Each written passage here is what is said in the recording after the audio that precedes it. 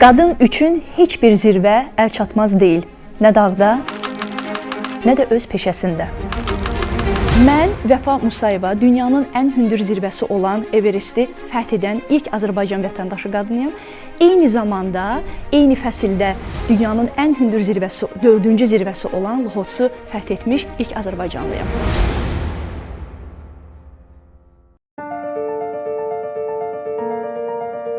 Sizin üçün Everest nə idi, bir dağ, yoxsa qadınlar nəyə qadirdir sualına veriləcək bir cavab. Bu, nəyisə sübut eləmək deyildi. Ümumiyyətlə, mən qadının gücünün sübuta ehtiyac olduğunu düşünmürəm. Qadın onsuz da, belə deyim də, yaradanın ən güclü nümunəsidir. Ona görə bunun sübuta və təsdiqə ehtiyacı yoxdur. Burada özünü təsdiq deyildi. Sadəcə olaraq Azərbaycan qadının adını tarixə yazmaq, alpinizm tarixinə yazmaq idi.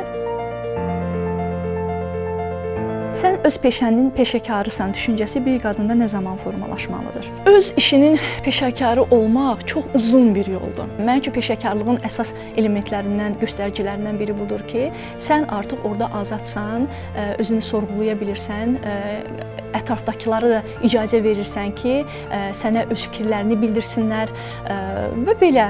Amma bunun üçün yenə deyirəm, bu çox uzun bir yoldur və bunun üçün çox inkişaf eləməlisən. Peşə təhsili alan qadın cəmiyyətdə hansı yeri tutur? Bilirsiniz, peşə ümumiyyətlə adama o qədər lazımdır ki, məsələn üçün mən, baxmayaraq ki, ali təhsilli müəlliməm, mən çox gözəl xalça toxumağı bacarıram. Evdə olan bütün xalçalarımı, cehizli xalçalarımı özüm toxumuşam. Qarabağ xalçalarıdır.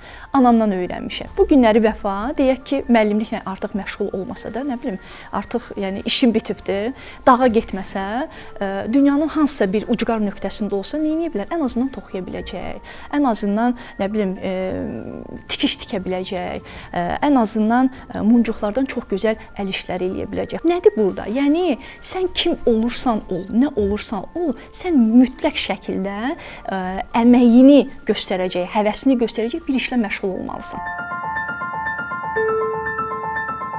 Qadınların bəzi peşələrdə daha az görünməsi sizcə nədən qaynaqlanır? Riskə getmirik. Bunların hamısı böyük bir əmək tələb elədiyi üçün bəzən biz passivləşirik. Biz yəni hətta istəsək belə o seçimin arxasınca getmirik. Yəni bir qadın olaraq bəlkə də beynimizin hansısa bir nöqtəsində onu düşünürük. Hər zaman arzuluyuruq. Həm də həyat koçu olaraq da mən çox insanlarla rastlaşıram. Onlar dillərinə gətirirlər ki, mən bunu həmişə arzulamışam, mən bunu həmişə istəmişəm. Elə peşələr var ki, elə ixtisaslar var ki, dillərinə gətirirlər ki, mən hələ də bunu arzuluyuram. Amma niyə? Bax, məhz həmin o maneələr və görünür ki, biz bir insan kimi həm risklərə getmirik, biraz da tənbəllik eləyirik ki, yəni bunu etməkdənsə komfort zonada qalmağı biz daha çox üstün tuturuq.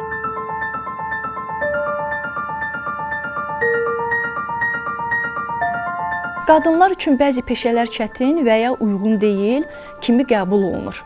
Sizcə bu düşüncəni dəyişmək üçün nədən başlamaq lazımdır? Zaman keçdikcə açıq düşüncəli bir insan başa düşür ki, bunu çərçivəyə salmaq olmaz. Hər kəs özü qərar verir ki, bu qadın üçündür, yoxsa bu kişi üçündür. Ona görə bunu bir təcrübə eləmək lazımdır.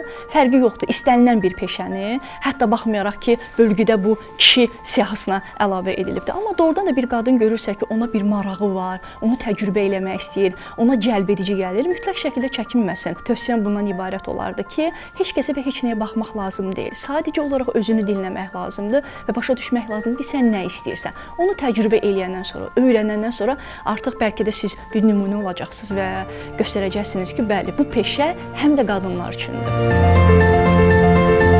Peşəndə inam və iradə ilə addımladıqca zirvələr sənə hər an bir addım daha da yaxınlaşır.